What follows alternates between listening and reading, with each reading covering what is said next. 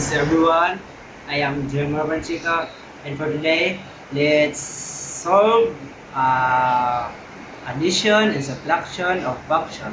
So, what is addition? Addition is you just like to add two function. You need to add the corresponding output for each input value. For subtracting, you need to subtract for output for each input.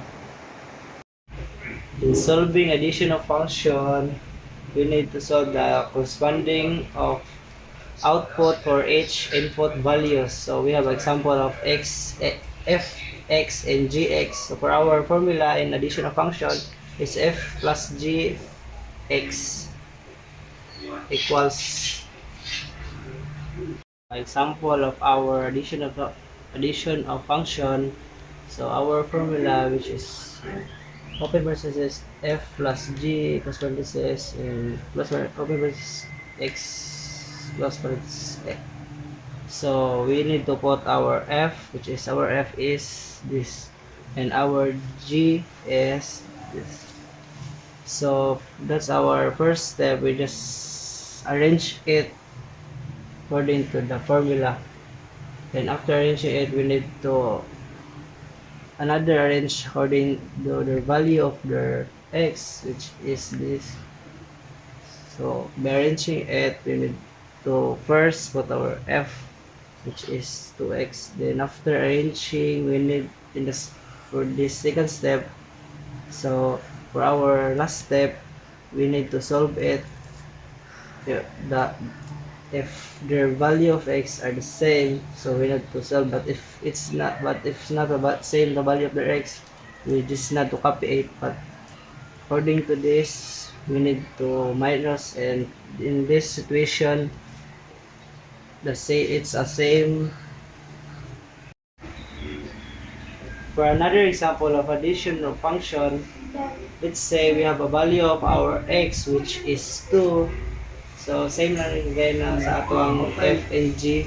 So for solving this, we need to solve f and g. Pwede na siya isa-isang solve, which is i-substitute lang na to ang values ng x diri sa ato ang kuha na to atong f na to, which is muna na siya.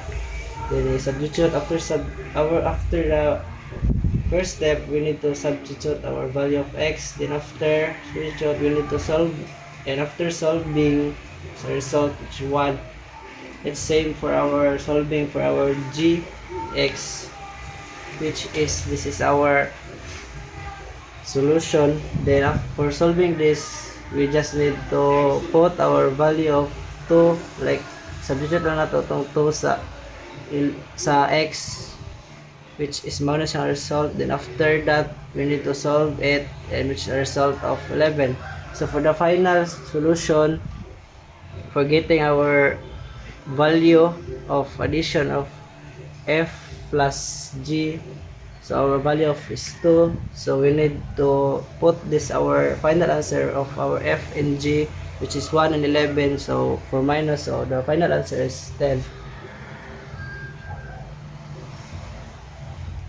For the last step, we get the x squared because we minus this to the 2x squared, which is x squared, and this 7x, we get this by adding this because of the same sign. But remember, we need to copy the sign, but we add it because it's the same sign.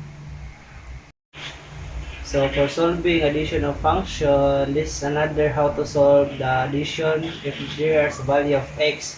Just what you say earlier, it's a shortcut.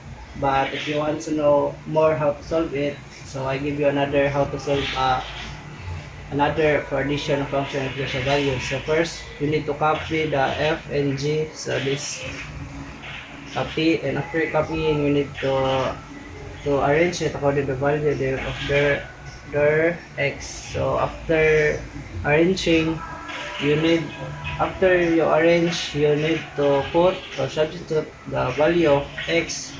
This After putting the value of x, solving for the third step is you need to solve. After solving of the solve, then the final answer you need to, so the final answer is then this is like another solving. So what you said here, so you said it's a simple, but this is another how to solve.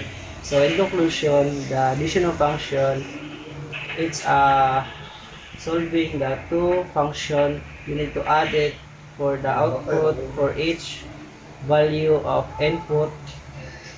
So so just not forget the formula, which is f plus g then x. That's what is addition of function. So let's go naman to the subtraction.